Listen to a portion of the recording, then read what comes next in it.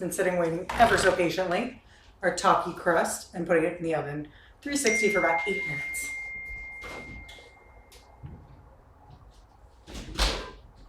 One thing I also like to do on occasion is bake it on top of one of these, a cookie sheet. So what I'll be doing when I put the custard in to ensure there's no leakage is I will be putting the crust on top of this. You don't necessarily need it, but if you're concerned about leakage, you can bake it on top of this or bake a cookie sheet on the oven rack under, like directly under your crust, just so nothing leaks out. All right, while that is going, now we're gonna make the custard. All right, so as I mentioned, fun noises. Really helpful to make in a stand mixer if you have one. You can also use a hand mixer, or if you're very brave and strong, you're welcome to do this by hand, but it's going to take you a while. So,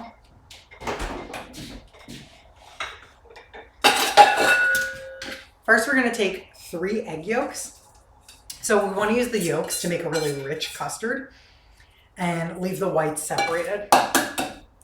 My favorite way to do this is literally just use the broken in half shell and toss the egg white back and forth until it all comes out.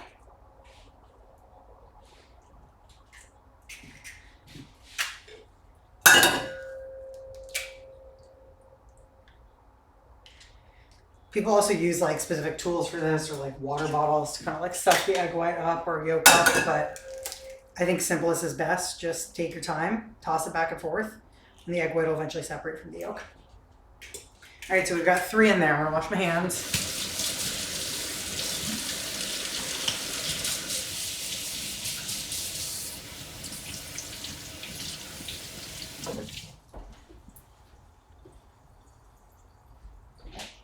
And then we want to beat this for about 5-ish minutes until light and fluffy. And we're going to slowly add in the sweetened condensed milk momentarily. So it's going to get loud. I'm going to turn down the volume a little.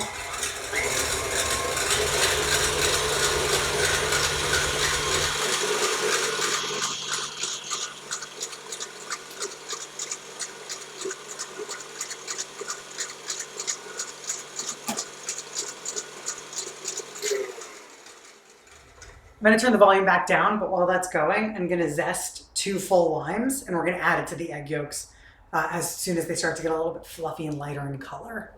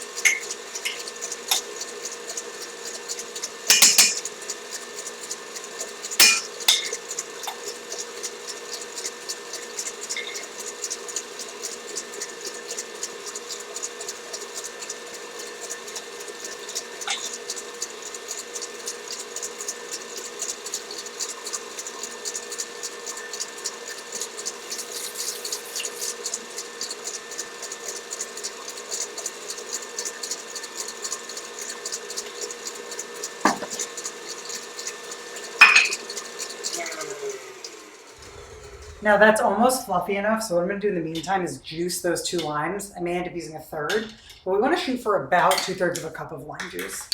Now these things are like really old school and kind of hokey, but I find that if you're making a lot of one sort of citrus juice, super, super helpful to use. So I'm just gonna go ahead and cut my limes in half. And then twist them around and juice them. All right, I'm gonna turn the volume back down. I'll be right back with you.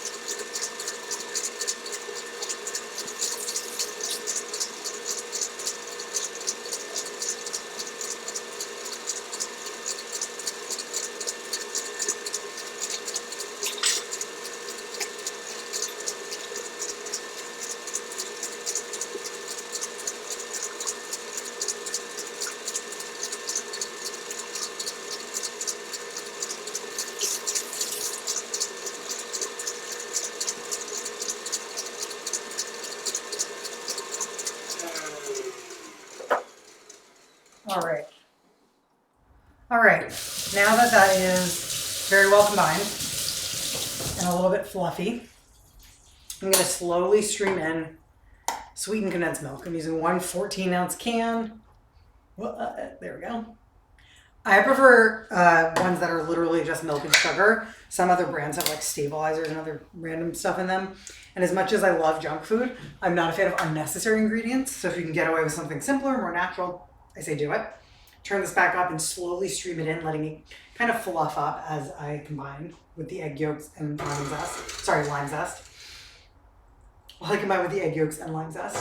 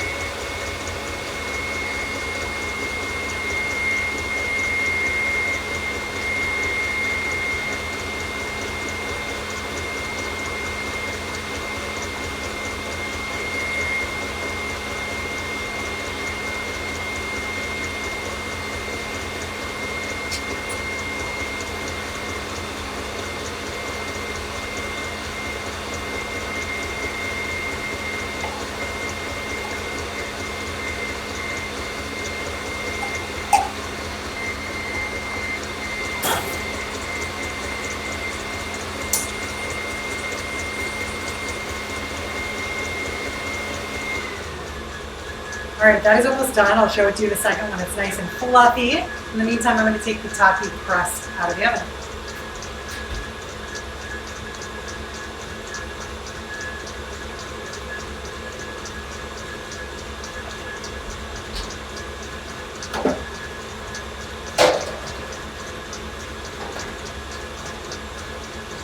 All right, so you can see here not much has happened. Just getting warm, binding.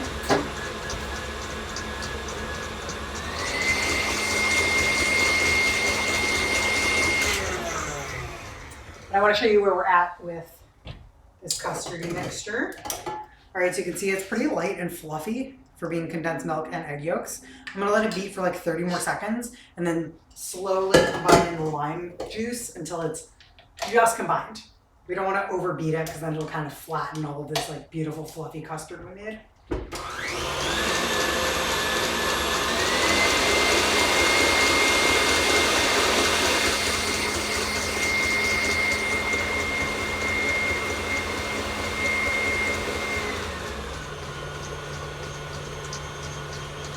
All right, now the lime juice, about 2/3 a cup.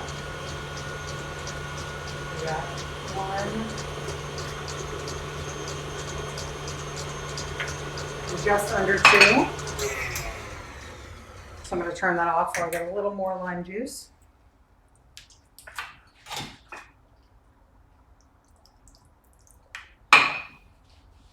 There we go, 2/3 cup.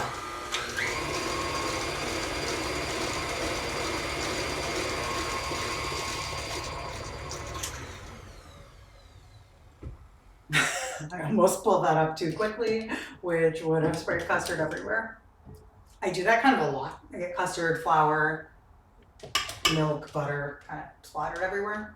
So I tend not to wear too nice clothes when I bake. You'll see I'm not wearing an apron. I really should. Sometimes I do. Maybe I'll get a fun one for the next stream. All right, so now, tasting it. Ooh. Mm-hmm. Yep, but you know what it needs? Chili lime seasoning. Because why not give every layer that flavor? So I use Trader Joe's chili lime seasoning. Super big fan of this. Just a liberal sprinkle.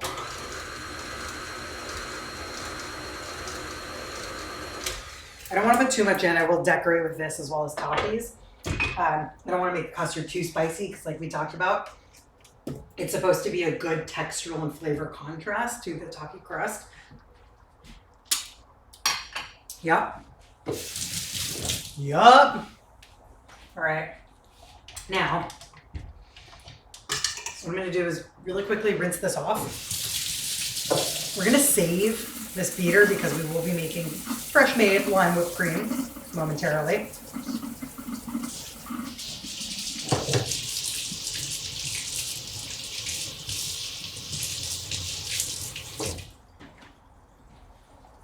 All right, so now bring our hot crust over. See, I also like putting it on the cookie sheet because it's a lot easier to handle. I can just kind of toss it around the kitchen while I'm adding more ingredients to the springform pan. All right, so I'm gonna pour the crust. Sorry, I'm gonna pour the custard into the crust. Making sure it looks good in here. Yep. All right. Just gonna pat down a couple little bubbles so it's nice and even. Do that sommelier pour. Oh, look at that. It looks like marshmallows almost. So fluffy. Oh, I just want to eat the raw custard. Not the best idea, but the little's okay. All right, now do a quick jiggle, get everything evenly distributed, and into the oven for about 12 to 15 minutes.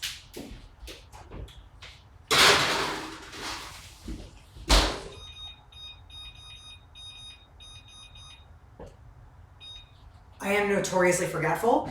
I like to do about 12 things at once, so I lose track of the first thing. So I'm setting a timer for 10 minutes. I'll check it, maybe turn it then, see if it needs a few more. And in the meantime, we're gonna make lime whipped cream. So I'm gonna rinse out this bowl before looking in the spatula. Don't recommend eating raw eggs, but let's be real. We all kind of do it when we bake. So I'm gonna rinse this out so I can use the same bowl for the whipped cream. Typically, I clean the bowls really well between uses, but because it's basically the same thing going in here, which is a milk product and lime, I'm not really concerned about like flavor contamination or there being anything in here that changes the structure or viscosity of the whipped cream. But the one thing we really want to do is dry it. If there's water in here, the whipped cream will not stabilize appropriately. The bowl should be like room temperature or colder. It's a little warm, so I'm actually going to put some cold water in it first.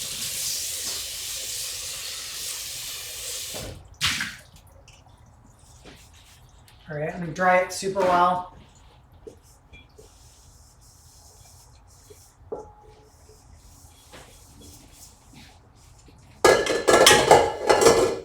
And get that whisk attachment dried off as well.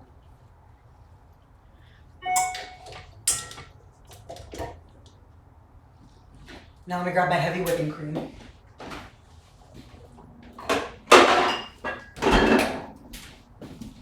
Heavy whipping cream, also called heavy cream. You don't want half and half by accident. Don't want milk, that will not work. So we're gonna take about a cup.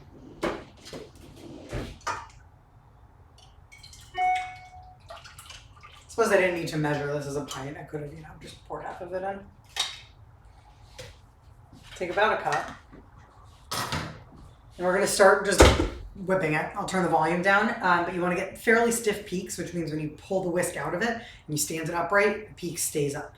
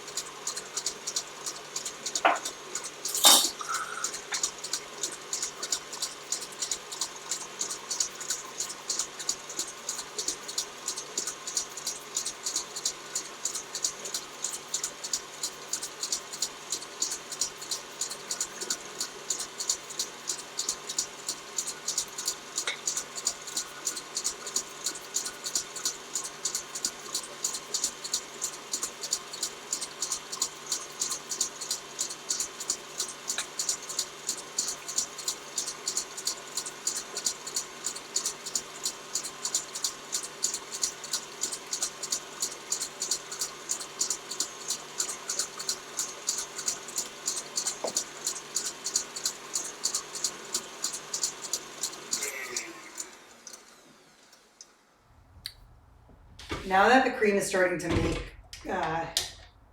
not quite soft peaks, but get pretty thick, I'm gonna go for another 30 seconds and then slowly add about a tablespoon of sugar.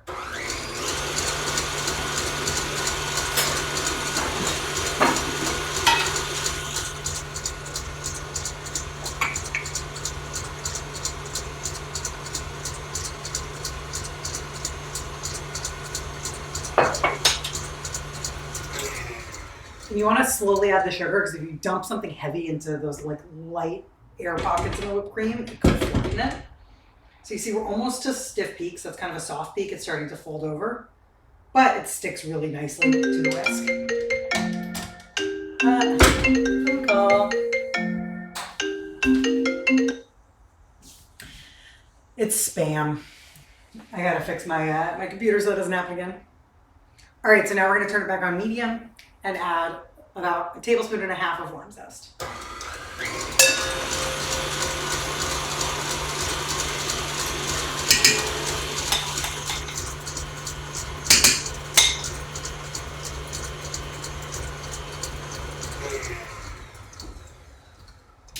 All right, let's check it out. Scrape down the sides.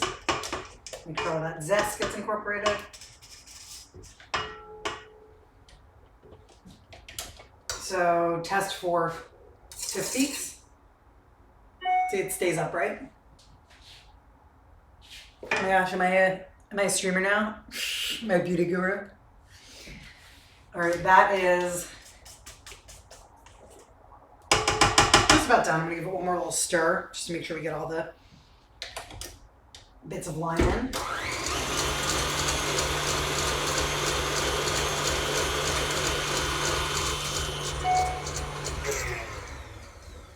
Let's taste.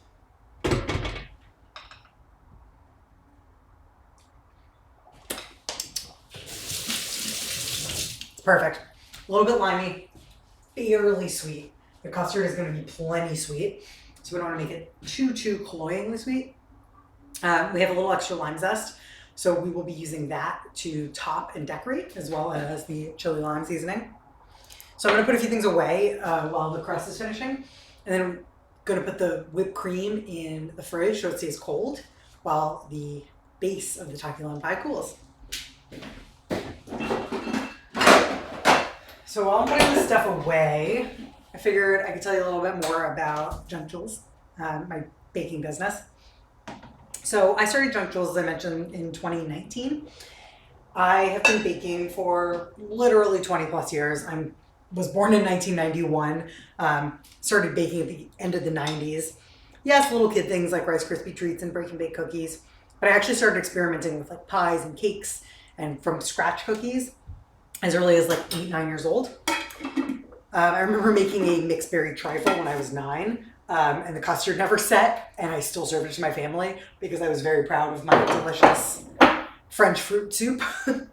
But really my favorite things to make are cookies, brownies, and I really like making my own ice cream. I started Junk Jules because not only do I love baking, but I am lactose intolerant and have a lot of dietary restrictions in my family. And I always found the alternatives to be really lacking. Like anytime I'd go get a dairy-free ice cream or a dairy-free cookie or a vegan brownie, they always just kind of fell flat. Like they were either pretty dry or bland, or they tried to do some sort of like healthy alternative, like dairy free was supposed to be the healthy thing. And I don't always want that, right? I often want like a really good chocolate chip cookie that just doesn't have butter in it, so it doesn't make me sick.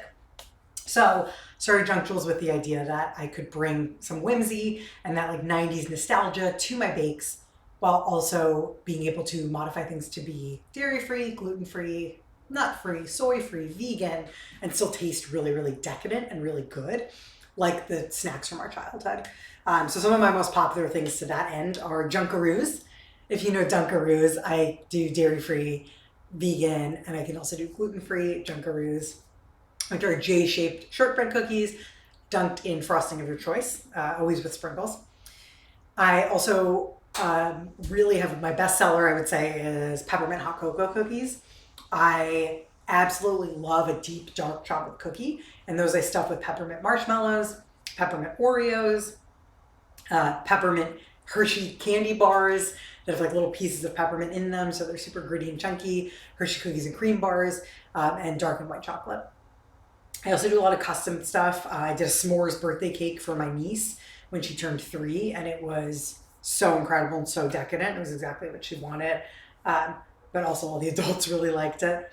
I've even done some wedding cakes for a couple of friends, and I have a lot of experience baking for pop-ups. So I do a lot of high volume stuff as well as smaller stuff. Check out my website, junkjules.com. You can place an order. I live in the Detroit, Michigan area, and we'll do pickup and delivery if you live in the area. And if not, I do ship cookies and brownies, so things that are shelf stable and won't get damaged in transit. I can do 2 or 3 day shipping. They all work beautifully. I've shipped this month alone to California, Florida, Massachusetts, Connecticut, New York, Tennessee, Ohio, and Oklahoma. So I ship all over the country, happy to do shipments for you. And I always find it's really nice to share love via a baked good. We're coming up on time for the crust for that 10-minute timer, so I'm gonna check it, see where we're at. Oh yeah. All right, I'm just rotating it. It's starting to set. I'm gonna give it 2 more minutes, and what I want it to be is like jiggly, but not like sloshy, to show that it's solid and not liquid. So once that custard's fully set, I'll bring it out to cool. But also, if you're interested in learning more about me, I'm happy to talk about myself. So I grew up in Los Angeles and have moved a lot since then. As I mentioned, I live in Michigan now, but this is state number 8. And love to travel. One of my favorite things to do is to go try new restaurants, bakeries, and coffee shops, as well as breweries, bars, wineries, all over the country. I'm super outdoorsy, and I have not mastered camping baking, but I will get there one day. Really just no bakes at this point, but really inspired by food, by all different cultures' foods, by people's family histories and tradition tied to food. And that's why I try not to take it too seriously. Like I love making high-end bakes. I love baking bread and croissants and babka and lots of things from like my childhood and ancestry. But I also like to put Takis in a key lime pie. I also like to stuff candy bars into cookies. I also like to add Butterfinger to my brownies. Like I don't take it too seriously because food should taste good. I firmly believe that. So we're coming up on time here. One thing I will note is this recipe can easily be made gluten-free. Everything except the flour that we used in the crust is gluten-free. So if you just substitute that flour for either cornmeal or a gluten-free all-purpose blend, maybe something made of rice flour or potato starch, you're good to go and it will be completely gluten-free. So your friends who are gluten-free can still partake. So this is nearly done. You can see it jiggles. But but it's not still liquid. But the center is a little wetter than I'd like, so I'm gonna give it 2 minutes, which will bring us to 14 minutes. As I mentioned, this takes about 12 to 15. So we'll leave it for 2 more minutes. Get rid of my garbage bowl.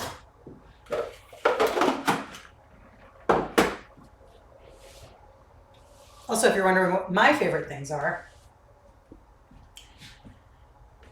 I'm a huge fan of anything chocolate. I'm also a huge fan of peanut butter, caramel, things like Butterfingers. One of my favorite things to make is brownies stuffed with peanut butter cups. I also, like I said, love a really good chocolate cookie. I make these s'mores cookies that I put marshmallows, graham crackers, and cookies and cream Hershey bars into. That is my absolute favorite. You'll hear me bring up the cookies and cream Hershey bars a lot because as a kid, if we went to 7-Eleven after school, my mom would let us get like one sweet treat, and that was the thing I always got, those like long white cream bars. They're not even like real white chocolate. It's literally just like hydrogenated oil and sugar. And they have all those little like studded with the Oreo type cookie crumbs. That is my absolute favorite candy bar. And even though I don't love white chocolate, I'm much more a fan of dark chocolate. To this day, that flavor is so nostalgic to me. So you'll see me baking with that a lot. Subsequently, I also bake a lot with Oreos because I love Oreos.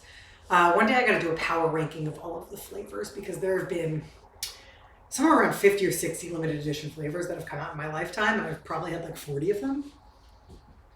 Reese's Peanut Butter Cup Oreos. If those ever come back, I should just start a petition. We should bring those back.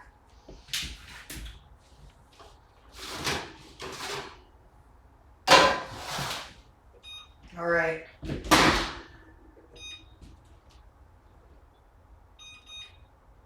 Oven is off.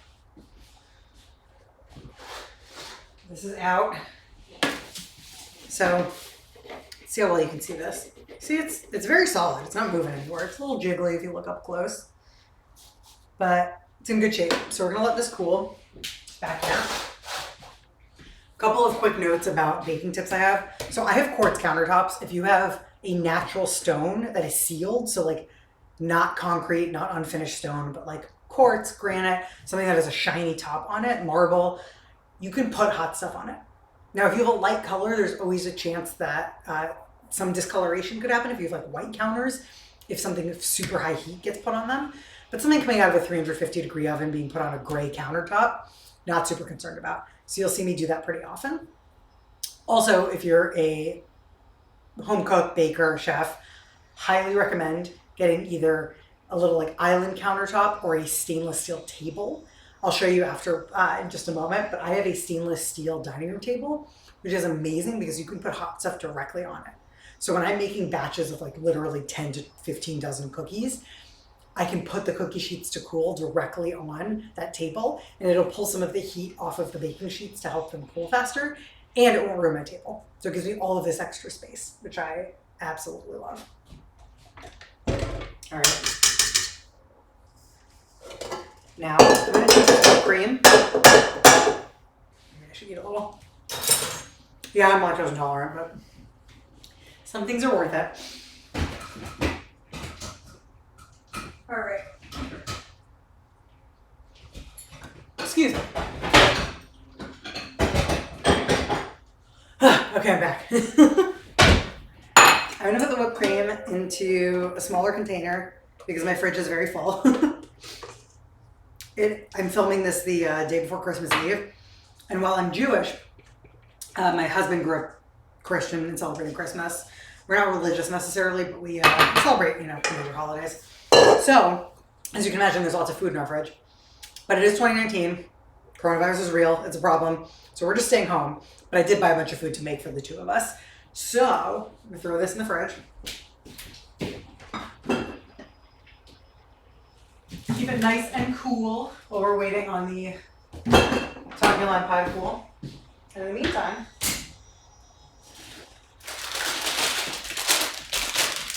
we're eating some Takis.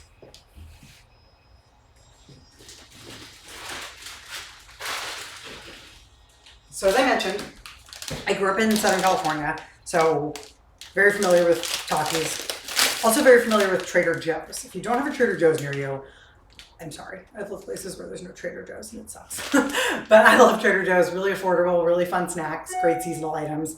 And they make a knockoff Taki, a gnocchi, if you will. And I have both in my house currently. I love them both. They're very different. So the Trader Joe's Takis,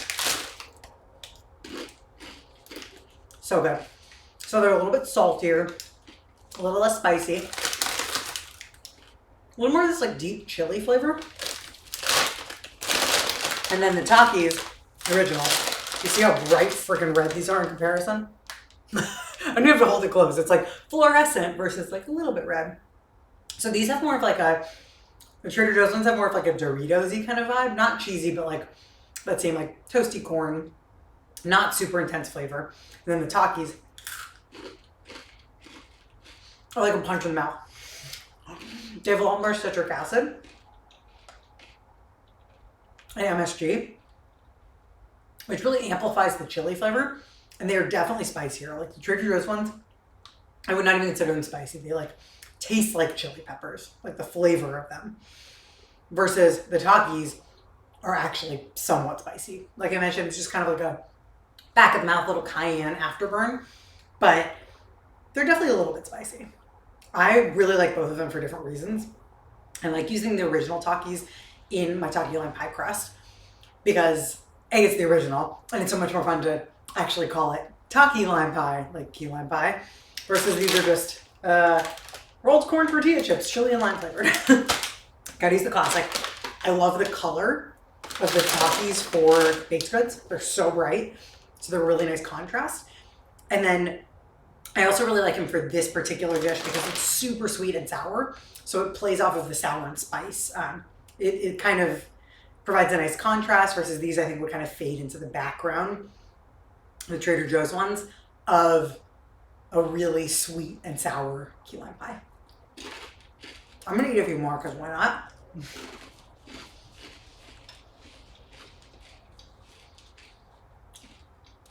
I also, for similar reasons to why I like putting it in a key lime pie, absolutely love dipping Takis in sour cream or vegan sour cream.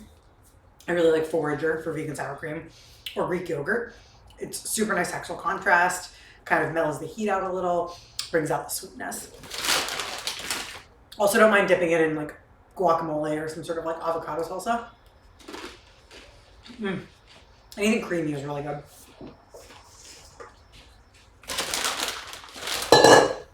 Or I could, eat some with lime whipped cream.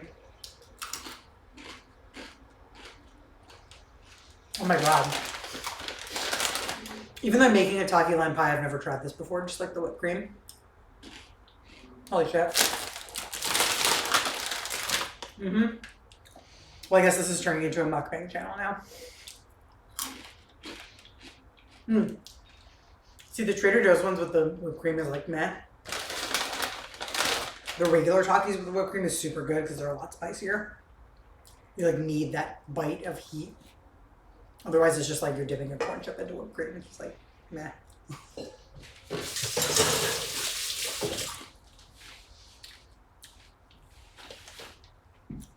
So I'm also a big fan, as you can tell, of textural contrast. So I make a lot of things where I'll put like cereal or cookies or chips or pretzels or like large chunks of nuts into otherwise pretty soft baked goods. Like love a brownie that has Oreos or other crushed up cookies in it. Absolutely love a fruit tart that has cereal. So I'll be making a Fruity Pebbles fruit tart really soon. That's a big seller at my pop-ups. I also love when like a soft chocolate chip cookie has some sort of crunch to it. So I'll put like caramel corn or potato chips or corn flakes or something else in it. I really like to be playful, experiment a lot, make really, really solid bases for things. Like I'm great at making custard, cookie dough, brownies, cake batter, all of that kind of stuff. And then really getting creative with what I do with it. So what am I going to put into it? What am I going to put on top of it? How am I going to frost it? How might I stud it with candy or other cookies? My junk food cabinet is huge and I love to experiment. So you'll see me do some pretty like quirky things on stream coming up. If we look at my pantry right now, I recently made peppermint bark cookies. So we had some chocolate cookies with peppermint marshmallows, white chocolate chunks, white chocolate drizzle, and white nonpareils. Those like little round sprinkles on top of nonpareil chocolates. I also have paleo brownie cookies.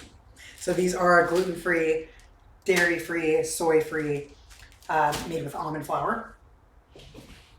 Oh, and refined sugar-free, in case you're interested in that. Clearly, I'm fine with refined sugar in small doses.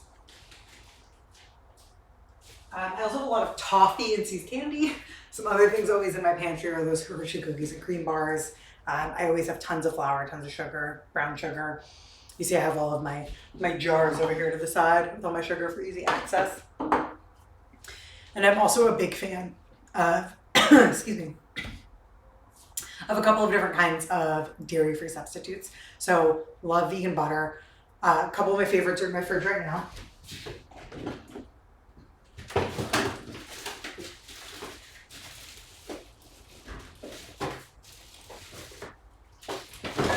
So one of the OG is not regular butter.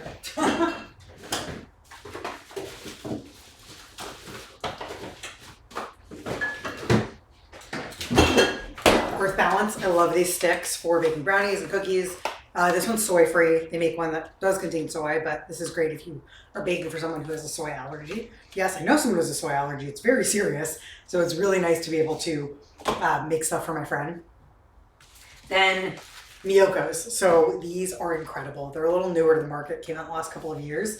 But there's like the unsalted regular, and then there's like the European style hint of sea salt. These are phenomenal. They taste the closest to butter out of anything I've ever tried. Have a fairly neutral flavor outside of that little butteriness. So they're great for frostings or other things that you're not baking in. You're like using as part of a recipe where people are going to taste it as a predominant flavor. So big fan of these for frostings or glazes or custards or things of that nature. Earth Balance is a great, more affordable alternative. This one's about $5 to $6 for this 4-stick 1-pound box. And then Miyoko's is only, how big is this? I know it's more expensive though. I should probably know what I'm buying. It's only 8 ounces and it costs about the same. It's about $5 or $6 for 8 ounces. So Earth Balance is about half the price, but this is great if you need it for things like frostings. This is made from cashews and coconut oil. So if someone has a nut allergy, not good for them. And these are just made from vegetable oil. So any allergies, people are probably fine having the soy-free Earth Balance sticks. I'm gonna put these away and check on our key lime pie. Should be about cooled.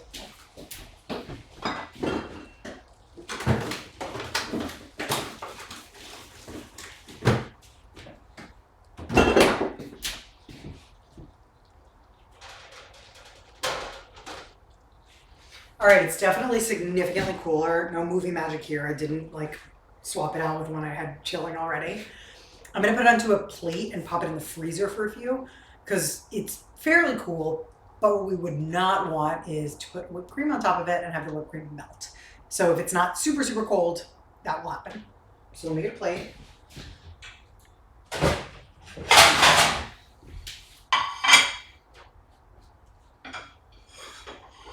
Transferring this to a plate. And then, like I mentioned before, there could be some leakage. I'm sure you can see it's a little shiny on here. So some butter did leak out kind of at the bottom. So if you're using a springform pan, never anything wrong with doing what I just did, right? Which is putting a baking sheet under. It will still bake very, very efficiently. Now the fun game of reorganizing the freezer.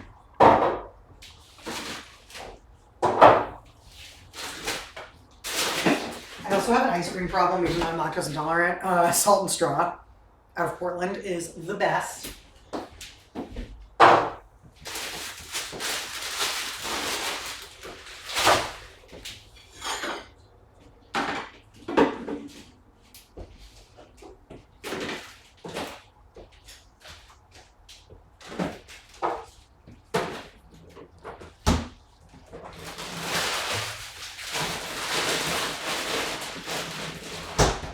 All right, that's gonna hang out in the freezer for a few minutes.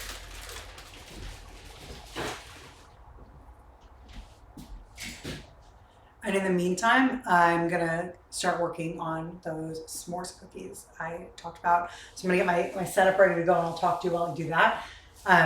Making these for a friend. And because of coronavirus, we are currently in a pandemic, it's December 2020, I will be putting a mask on for that. So I'm just gonna get the ingredients out and get it ready to go while I finish up this key lime pie. And then I'll be doing my cookies off stream. Because I know with a mask on, it might be a little harder to hear me, it might be harder to connect with me.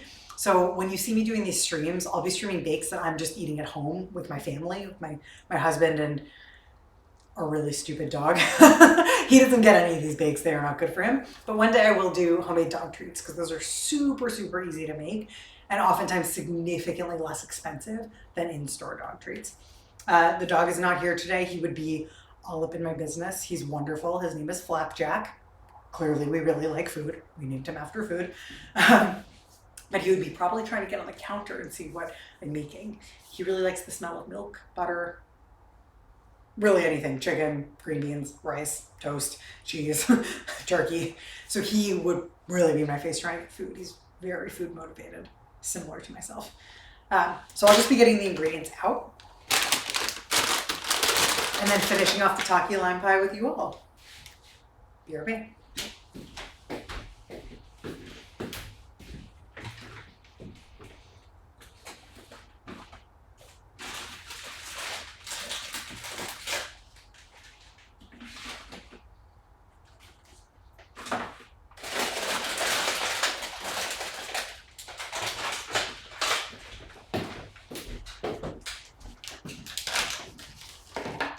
All right, so I have a couple of secret weapons I am happy to divulge with you on my first stream ever. I won't be doing this very often because I do have a cookbook out, and so all of my secrets won't be given away for free. Ovaltine. Y'all remember that? Did you drink this in the 80s and 90s as a kid like I did? This stuff is amazing. So the chocolate malt powder made by Ovaltine is partially dried milk and partially malt with some cocoa and sugar mixed in. And what this does for cookies is it gives it this like milky, malty, think of a malt ball or a malt milkshake kind of flavor. And so I substitute a little bit of cocoa powder for this in my dark cocoa cookies when I make them into s'mores cookies, because it gives it this like little just nostalgic Hershey chocolate kind of richness and milkiness to the actual dough. Also, those Hershey cookies and cream bars I've mentioned already 35 times, they make these. Hershey drops. So they are these actually really large candy drops. They're so good. They're basically like if you turn one of those Hershey cookies and cream bars into an M&M. It has like a very thin candy coating over the outside. The inside is exactly like the bar. Has all those little dots of cookie in it. Oh my God, they're so good. It's like my favorite thing. So the malt powder, the Ovaltine, and the Hershey cookies and cream drops are two of my secrets to the best s'mores cookies. And then I also put all the traditional s'mores toppings in there. Chocolate chips, mini marshmallows, and graham crackers. And it gives it a nice textural contrast. So the marshmallow are like super spongy and fluffy and soft. And then the graham crackers are like crunchy and a little gravelly. And then all of the candies are kind of gooey, dense, give it like a nice chocolatey flavor. All right, let's see how the Taki Lime Pie is cooling.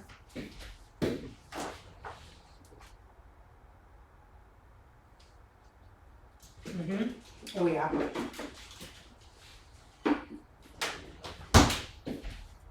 I think we are ready to reveal.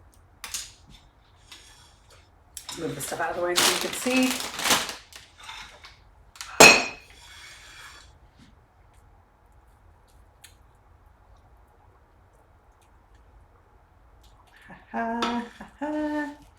Slowly, gently. Just use the spatula to let it go a little. Tiny bit came off. Happens.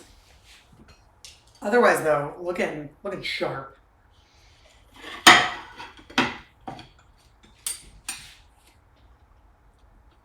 to prevent that kind of cracking or splitting from happening, there's a few things you can do. One of them being put a little bit of vegetable oil around this ring. I didn't do it this time because there's a lot of butter in the crust, so it came off pretty cleanly. But you can always do that, or put a ring of parchment paper around it. That'll help. But I'm not super concerned about this like tiny little imperfection here because we are putting a layer of whipped cream over it, so it will mask it pretty nicely. Okay, we're decorating. I actually have a handy tool that I forgot to bring upstairs. I'll be right back.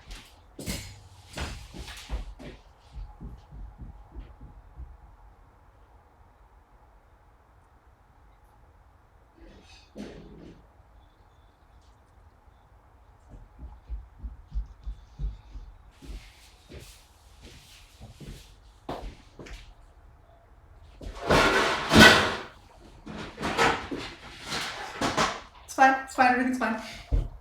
Alright, gotta make it look pretty, right? So, I have this cake decorator. It's just like basically a spinning cake stand. Highly recommend, makes things look super profesh.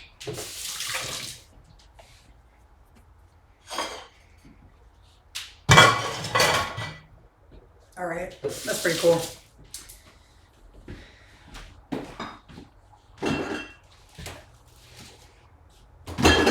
Now, I'm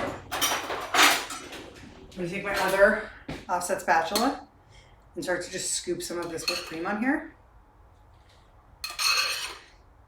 Now, if you're messy like me, you could say you're going for a rustic look and no one will ask any questions. So what I like to do is just kind of make swooping motions like this. And the great thing about this cake stand, the reason why I got it, is because you can just do this.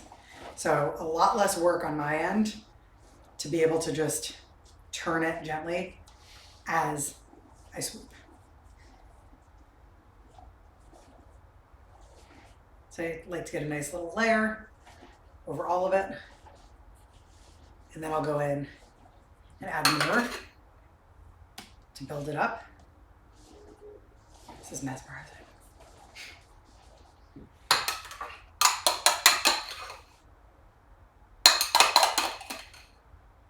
Oh, I can't wait to eat this. I have a really bad stomachache because dairy.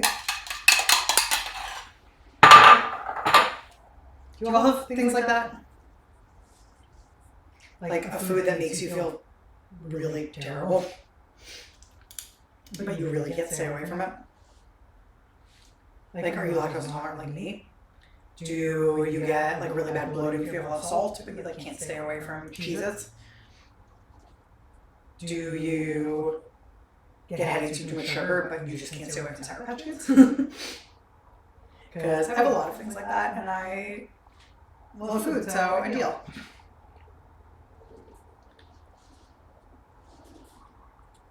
Yes, that's looking so good. Okay, now we have the little offset spatula, which is great because you can just kind of smooth out the edges so it doesn't fall over the sides.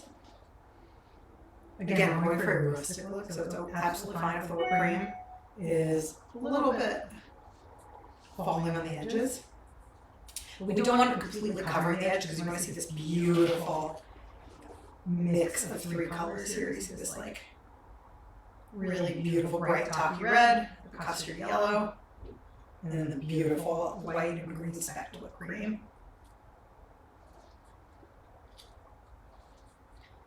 Almost done. I'd rather have this on a birthday cake. I don't know about you. Someone showed up with this, I would be like, you care about me.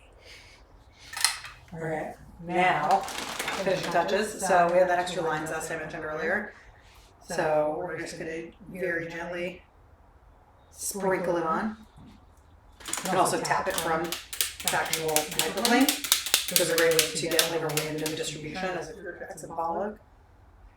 Anyone else take a lot of art in college? Just me? We all knew Jackson Pollock is, though, right? He's the splatter painter dude. I actually, fun fact, was an art major in college. Studied film and studio art. And then went into education because, I don't know. But here I am back doing film-related things and art-related things. Okay, and then that chili lime seasoning. You can give it a nice little dusting. Again, just like random but somewhat evenly distributed. Also, I would petition to make this the Baja California national dish. Not that Baja California is a nation, it's a city. But this is actually the colors of the Mexican flag as well. White, green, and red, which is pretty fun homage to Takis being from Mexico.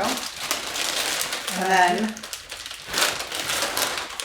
just to be a little bit over the top and gauche, I like to do a little Taki centerpiece decoration.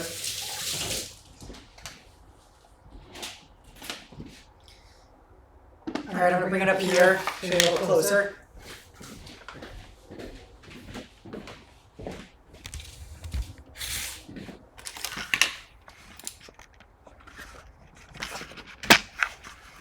Oh yeah. Look at that. Tell me that isn't gorgeous. Look at her, she's stunning. Okay, now of course we have to give you Instagram pictures because why would you make something this pretty and then not take pictures, right?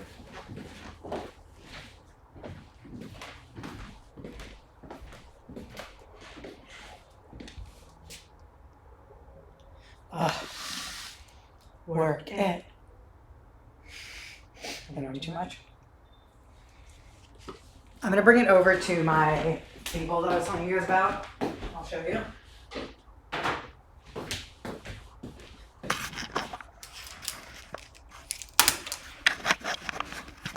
Come with me.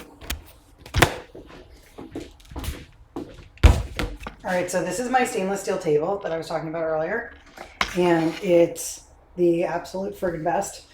I'm able to put hot things directly on it. I can take really great pictures on it because the way it reflects light is actually pretty wonderful in natural lighting. Like right now. Oh, it's so perfect. All right, a couple more pictures, and then I'm gonna cut into this baby so you guys can see what it looks like inside. All right, back to your regular viewership area.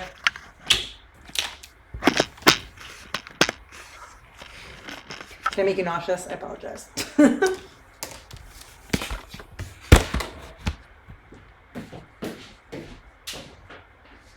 All right.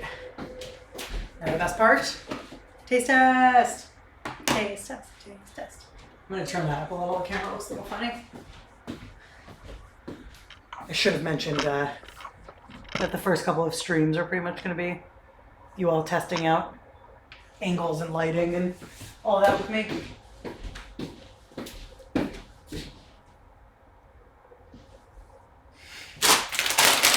Thumbnail for YouTube.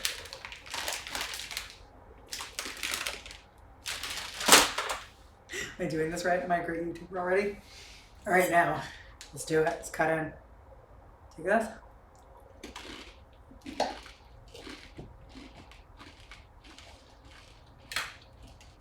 Oh yeah.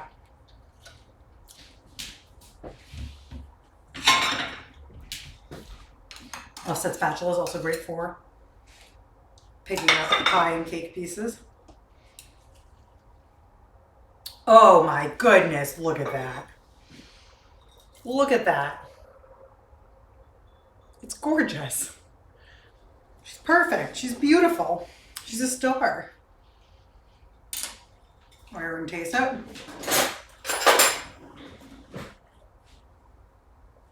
Oh my God, look at that.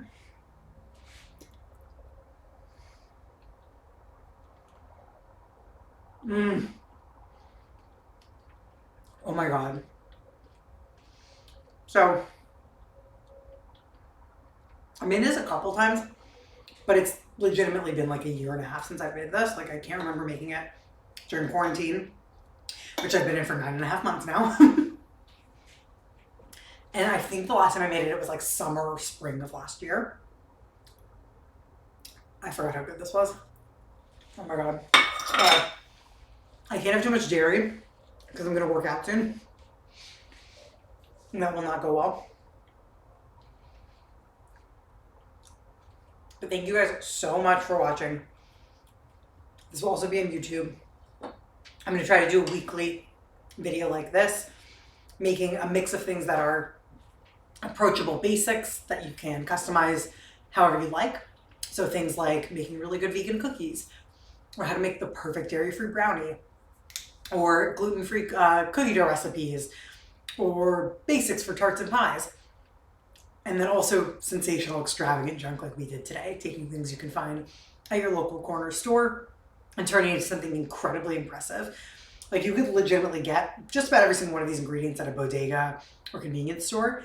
And if you brought this to someone's house, they would have thought you bought it at like some bougie or hipster bakery. So hope you all learned something and had some fun today. Thank you so much for watching. Really appreciate you all being at my first stream. Again, this will be on YouTube shortly. And as always, go eat some junk.